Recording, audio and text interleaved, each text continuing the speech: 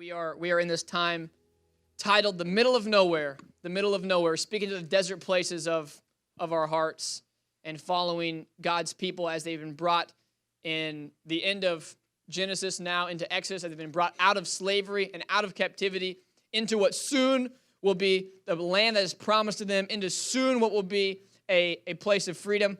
But currently, the time in between is a barren desert wilderness in the middle of nowhere. And wherever you are, I want to speak to you on a lesson that I think is both comical and at the same time just hurts my heart when I read it, because I can't imagine it, and yet I see so much of America and even Arlington, our city, just the Dallas-Fort Worth area, just in that same exact spot where these people are. And so it says in Exodus chapter 32, starting around verses 22 and 24, and I want to share the story with you first. What's happening is God's people are being brought to a mountain, and at this mountain they're told to camp there at this mountain, and God is calling Moses to go up to the top of the mountain. This is Sinai is the name of the mountain, and he's being told to go up to the top of the mountain where God and Moses are going to meet. And in this time, God gives Moses the 10 Commandments for the first time.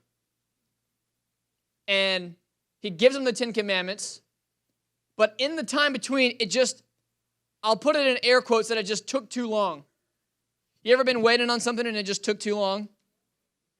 It's like, God, I had faith for a week. I had faith for a month. Okay? I had faith for a year. I had faith for 10 years. God, you said that you were the healer, and so I've been leaning upon that, but now it has been 3 years. So are you the healer? I'm beginning to lose hope and try to seek out other opportunities. Nobody? This is where they are. It wasn't like they hadn't seen a move of God, and it isn't like many of us haven't, on some level, seen a move of God. If you've been here over the last few months, you've seen people healed, you've seen lives restored, you've seen people come to know you've seen God move. If you've been a part of it, you've seen him move probably in your life. But it's just that waiting period in between. And so Moses goes up, the people are waiting down, Aaron is keeping watch over the people, and let me read for you. It'll just make perfect sense here. Starting in verse 22. Oh, actually, let me catch you up to speed. Verse 22 just gets us started here at the end. So the people decide, we don't know if Moses is coming back. He's been up there for so long. You can take that verse down just for a second, and I'll bring it back to verse 22 in a minute. We don't know if Moses is coming back. He's been up there for so long. We've been waiting. And so they decide, let's make our own God. The God's not really doing what we want him to do. So let's just make our own God. Let's put our trust in something else. And so they all take the gold that they have, make a fire, they get the gold, they melt it down, and they make an idol, a golden calf. And they decide, for the time being, we'll worship this. Well, Moses comes down, and he hears their shouts and their cries and their worship. And I think at first he probably thought, what? What are they doing? He gets to the bottom and he realizes what they're doing. He goes over to the leader and he says, Aaron responds back. That's probably what he said. In verse 22, let the anger of my Lord not burn hot. You know the people. They are set on evil.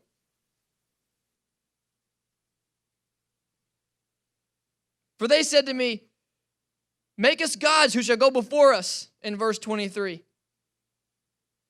As for this Moses, the man who brought us out of the land of Egypt, we do not know what will become of him. So I said to them, let any of you have gold, take it off. So they gave it to me. I threw it into the fire, and out came this calf. I laughed when I read it. I thought the same thing. I threw it into the fire, and out came this calf. Don't get mad at me. He said, you know the people. They're set on evil. I didn't do it. It wasn't me. I remember when I was younger and was going to be an NBA star before my growth spurt didn't happen. Yeah, oh, sad Mac. You know, it's okay. Maybe the Lord spared me, who knows. And I needed to practice my dribbling. I was a point guard, and so I needed to practice my dribbling. And so, I would do all kinds of dribbling drills, get down on one knee and, do my dribbling, whatever I needed to do. But my favorite of all the drills was to blindfold myself and go around the house dribbling. Okay?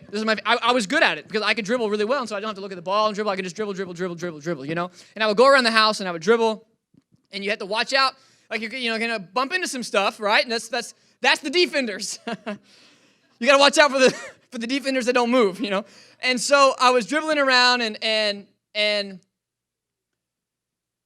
I bumped into a defender while blindfolded, approximate age, maybe 6th grade.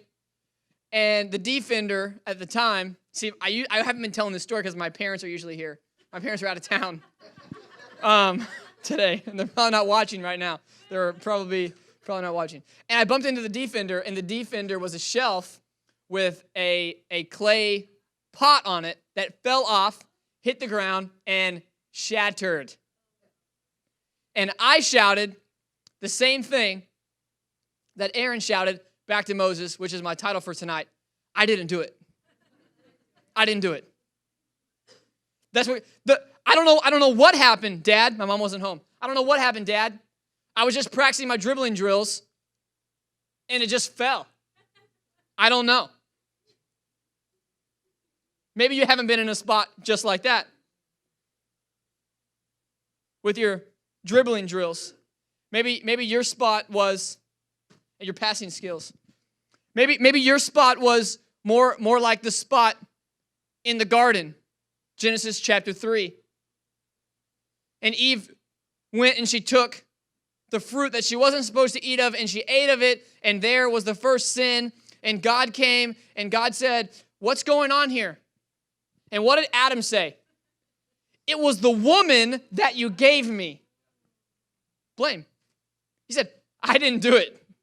She did it. But where were you, Adam, leader? Did I not set you up as the head of the house? Did I not set you up as the man? Did I not bring the woman from you? And you say, oh, she did it. Or maybe it more for you is when you're just so frustrated. And you're frustrated because everyone is just getting on your nerves. That's why you're frustrated. So you're frustrated because of them, or you're frustrated because of you? Because they can't get on your nerves if you don't let them. They can't get on your nerves if your nerves are on peace. But if it wasn't for you, I just wouldn't be so frustrated. If you would just keep down the noise, I wouldn't be so frustrated. If you wouldn't ask me over and over, I wouldn't be frustrated. If I wouldn't have got a bad grade, I wouldn't be angry. Really? Maybe the bad grade is just what provoked the anger to come out. You were angry before. What was in there came out. The bad grade didn't manufacture anger now to be inside of you. It just triggered what was already there.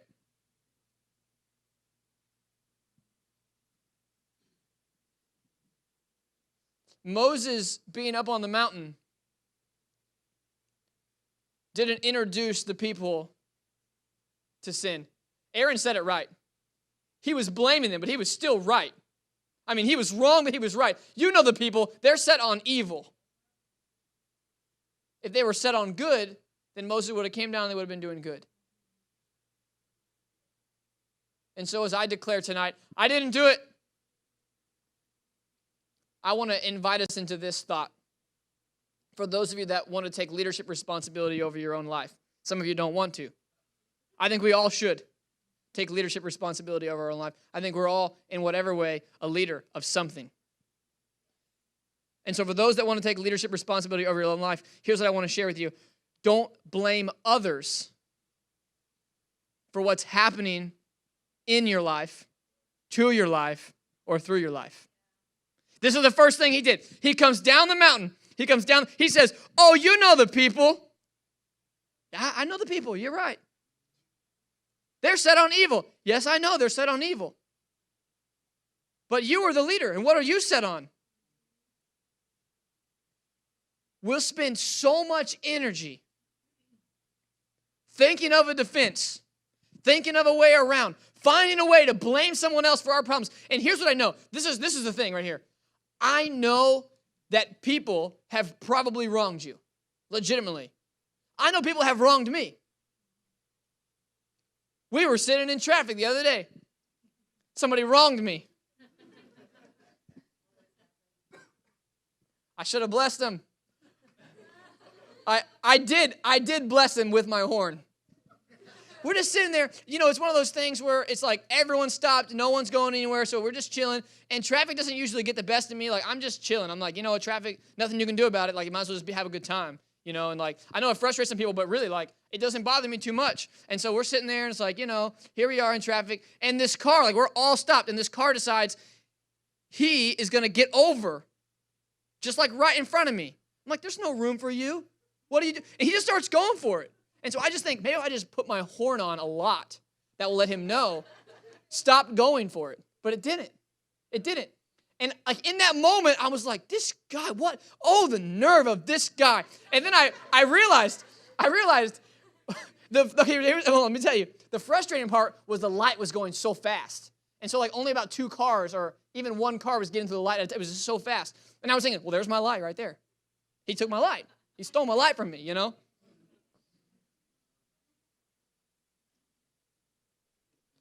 But what I know is I cannot blame him, whoever he is, that red sedan. I see him out there. I cannot blame him. I'm playing. I love him. I don't even know him. I love him. For causing me to get frustrated. I can't blame him. The best he could have done was just reveal to me frustration that was already inside of me. That's the best he could have done. He doesn't know me. He doesn't have control over me. He can't make me do what I don't want to do. But he triggered something in me. And what we usually do when something fires up inside of us, when a sin begins to flare out, when a frustration begins to come, when depression begins to, what we tend to do is we tend to turn outward and to begin to identify what it is that's bringing this into our life. And that may be a step, but that's not the first step. The first step is to go inside of me and say, what has been going on that I would allow this to have a place in my life? So I lashed out in anger. Now, I'm not frustrated because you broke this or you said that or you pushed me in this way. What I should do is I should examine myself and see, where have I not been in the presence of God? That something else besides the presence of God is coming outside of me. So we blame. We blame because we don't want to own it. We blame because we want to deflect. We blame because we see others blame, and we blame because we see it work. If you saw it not working, you'd stop doing it. But sin works. Did you know that? Sin works. It works against you. It will work all up in your life. It works. It is a thing. It happens. Sin is powerful. Not more powerful in the presence of God, but it is powerful. And so we see it working, and we're often attracted to what works. So we go after it. And same as Aaron did. For he said, they wanted us to, make a god. They didn't know when you were coming back. Verse 23. He brought us, the same thing, same song. You brought us out of Egypt, but we just didn't know what you were going to do. So since it was taking too long, we decided to do our own thing. But you know what's powerful? What's powerful is when the promise seems to be lingering. We also learn to linger. When the promise seems to be lingering, it's like, I know that you made a promise. I know you said that you were taking us out of captivity and bringing us to a land flowing with milk and honey. And we know we're going to trust you and we're going to believe you. But the promise is now weeks and months away. I know you said you were going to bring fullness of healing. It is in your word and it was spoken to me and I received it. But where is it? When the promise lingers, we should learn to linger. Linger in the presence of God. Linger in the presence of the Holy Spirit. Instead, they looked for something else. Instead of lingering, we look around. We find what else can satisfy us. When you begin to look to the things of the world to satisfy you, you will always be disappointed because only the presence of God and His Holy Spirit can satisfy. And I'm talking about satisfaction of the soul. The depth of satisfaction, not momentarily, not a quick gratification, not a short thing. Sin can meet those needs. The world can meet those needs. But we must not get short. We come and we worshiped and we praised and then we went back and the week was almost just as bad as the last week. And we worship and we praise the next week and we come to church again and we go back and the week was even worse than it was 2 weeks ago. And we think, God must not be doing it. And I think, no, He's just teaching us to linger. He's just teaching us to be in His presence. He's just giving us opportunity for a greater faith. Just giving us opportunity to learn how to grow and to be stretched and to not just have every single need met instantly. Where's the faith in that? Where's the trust in that? How do we learn hope in the midst of that? All of these things we need for eternity. The things we're waiting on we don't even need for eternity. Those are already probably happening. Fullness of healing will be in eternity. If you're waiting on a car, you're not going to need it in eternity.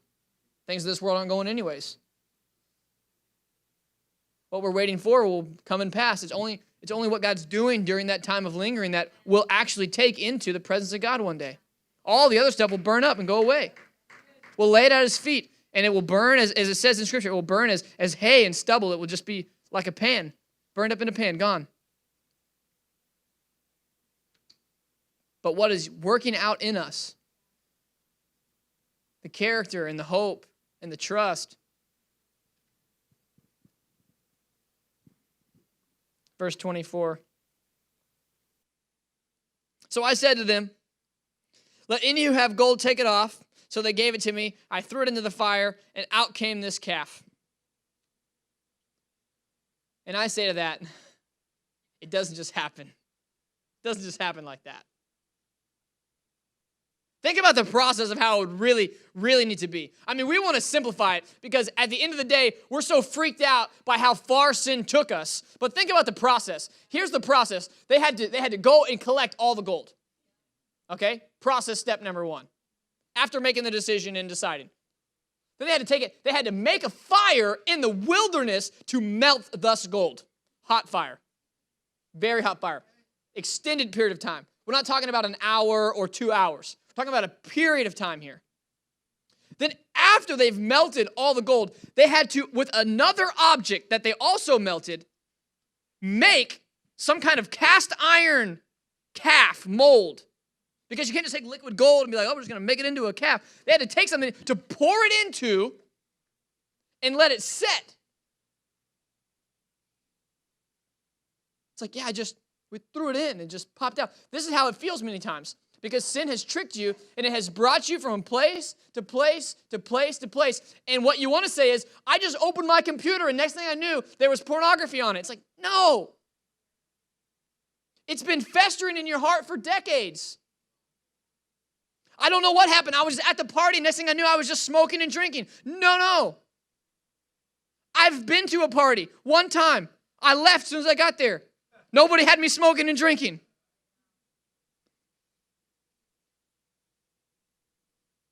I don't know what happened. We just grew apart. You didn't just grow apart. Something had to take place, and then take place, and then take place over and over and over again.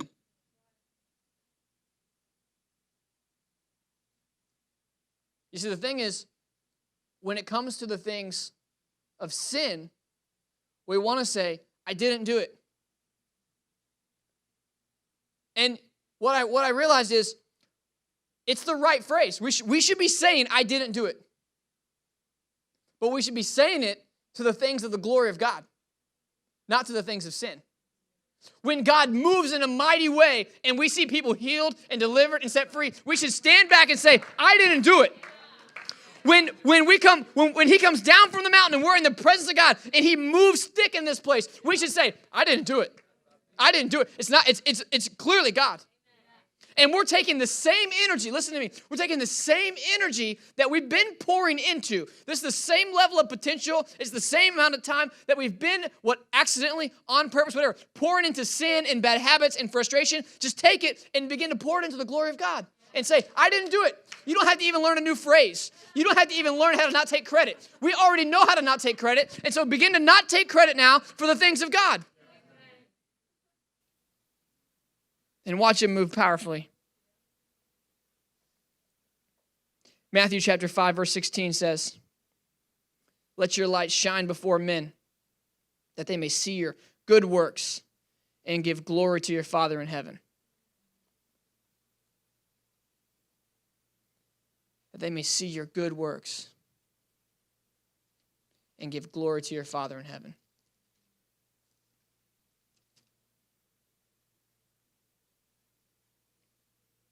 You are the light of the world. A city set on a hill cannot be hidden. Nor do people light a lamp and put it under a basket, but on a stand, and it gives light to the whole house. In the same way,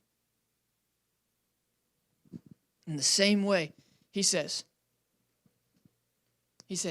you are the light of the world. You are the light. Nobody else.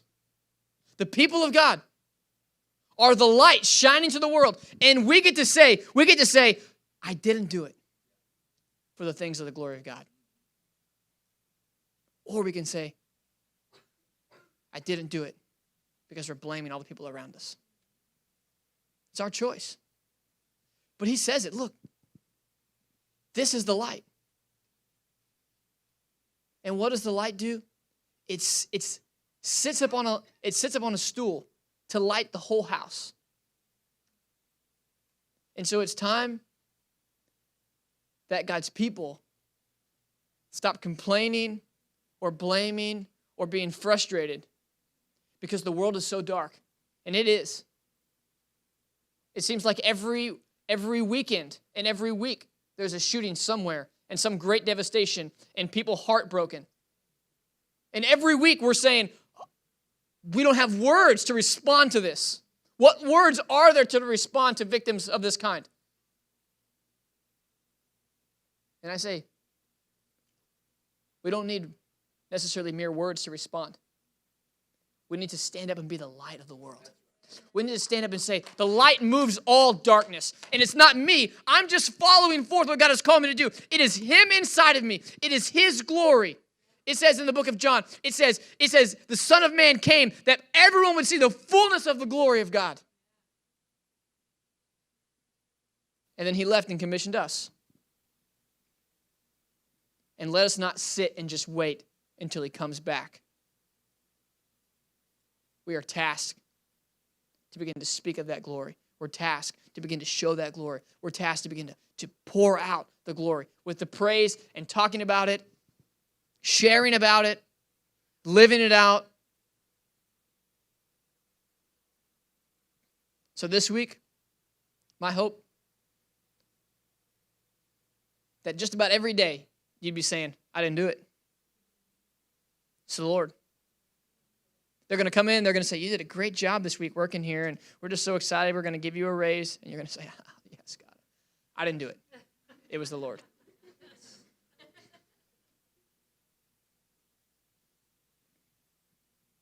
Someone's going to tell you, you're such a good friend.